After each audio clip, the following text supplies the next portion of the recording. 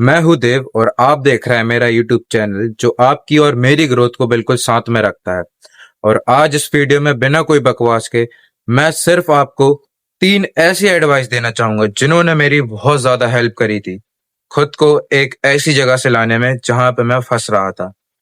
तो उसमें से सबसे सही एक ऐसी एडवाइस रहेगी, मतलब ये तीनों एडवाइस लिटरली आपकी हेल्प करेंगी शायद अगर आप इनको अपनी लाइफ में इम्प्लीमेंट कर लो तो। सबसे पहली एडवाइस ये है कि स्टॉप एक्सपेक्टिंग फ्रॉम पीपल। भाई तुम जो भी कर रहे हो बढ़िया कर रहे हो, बस किसी से कुछ एक्सपेक्ट मत करो ये तुम्हें ये कर देगा वो कर देगा। मैंने भी लोगों से एक्सपेक्ट किया था बहुत ज्यादा, बहुत ज्यादा। जब मैंने अपना कंटेंट क्रिएशन स्टार्ट किया था तो मैंने भी यही सोचा था कि लोग मेरी बहुत ज्यादा हेल्प करेंगे, क्योंकि मैं उनकी हेल्प करने से पीछे नहीं हटा था कंटेंट क्रिएशन में। पर ऐसा नहीं हुआ। मतलब उनने मेरी हेल्प करी पर जितना मैंने एक्सपेक्ट किया था उतनी नहीं करी, जिससे मुझे लिटरली बहुत ज्यादा डिमोटिवेट हुआ था।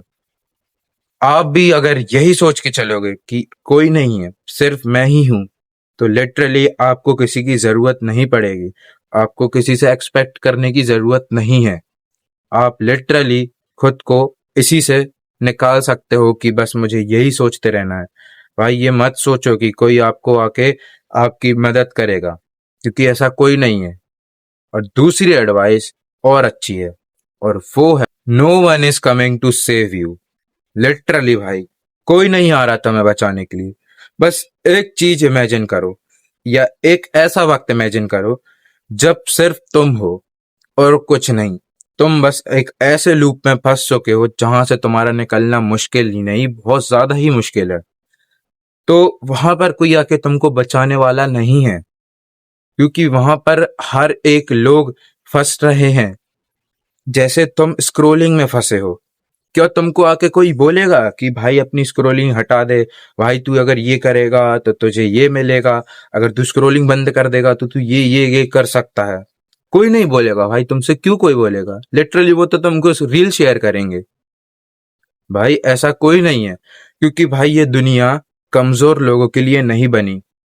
अगर तुम बस यही सोचते रह जाओगे कि मुझे आके कोई बचाएगा, तो वो जो आगे तुम्हारे हैं वो तुमसे इतना आगे निकल जाएंगे कि तुम्हें वहां तक पहुंचने में और ज्यादा मुश्किल होगी, बहुत ज्यादा मुश्किल होगी। में से लोग बहुत ज्यादा आगे हैं। मैं भी एक ऐसे लूप में फंसा था, एक स्क्रोलिंग के लूप में फंसा था, एक प्रोक्रेस्टिनेशन के लूप में फंसा था, जहां से मैं निकल नहीं पा रहा था। पर जब मुझे रियलाइज हुआ कि no one is coming to save me, मुझे आके कोई नहीं बचाएगा, जब मुझे मेरी फैमिली के लिए पैसों की जरूरत पड़ेगी तब मुझे आके कोई नहीं बचाएगा, जब मुझे खुद के लिए पैसों की जरूरत पड़ेगी तब मुझे आके कोई नहीं बचाएगा, तब मुझे कोई सामने से ऑफर नहीं करेगा। और अनलेस और अनटिल हम उनसे एक मांगे ना कि हमें दे दो या हमें पैसे चाहिए, क्योंकि भाई ये दुनिया ऐसी है ही नहीं। यहाँ पर कमजोर लोगों के लिए जगह नहीं है। जितना जल्दी तुम रियलाइज कर लोगे कि मुझे आके कोई नहीं बचाएगा, मुझे आके कोई हेल्प नहीं करेगा, उतने ही जल्दी तुम एक ऐसी लूप से निकल जाओगे जहां पर मिलियंस ऑफ लोग फंसे हुए हैं जो शायद उस लूप से निकल नहीं पा रहे हैं। और तुम्हें सिर्फ इसके लिए एक चीज अपने मन में रखना है कि मुझे कोई नहीं बचा रहा है, जो है वो मैं ही हूं। डेविड गोगिंस ने कहा था कि भाई अपनी जब तुम एक ऐसे लूप में फंस रहे हो, मीन्स तुम एक ऐसी जगह पे फंसे हो, तो बस एक चीज रियलाइज करो कि no one is coming to save you, क्योंकि वहां पर कोई नहीं आने वाला है। अगर तुम बस यही सोच रहे हो कि मुझे आके कोई बचा लेगा, तो लिटरली भाई तुम्हें कोई नहीं बचाएगा। क्यों बचाएगा कोई? खुद से ही क्वेश्चन पूछना, तुम उनके लिए क्या हो?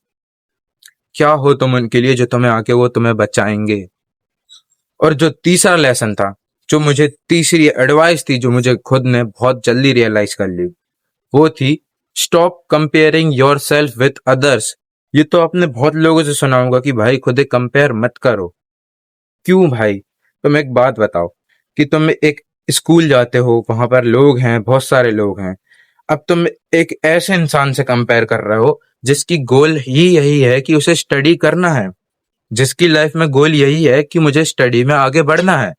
अगर तुम खुद को उसी इंसान से कंपेयर करते रहोगे और ये बोलोगे कि भाई यार मैंने मेहनत करी थी तब भी मेरी इससे ज्यादा मार्क्स नहीं आए, तो भाई उसकी लाइफ के गोल ज्यादा आगे हैं, तुम्हारा शायद कुछ और हो। शायद वो तुमसे किसी चीज में बहुत ज्यादा कमजोर हो, शायद वो स्पोर्ट्स में तुमसे बहुत ज्यादा कमजोर हो, शायद वो एक ऐसे स्टेज के सामने खड़े होकर बोलने में तुमसे बहुत ज्यादा कमजोर हो।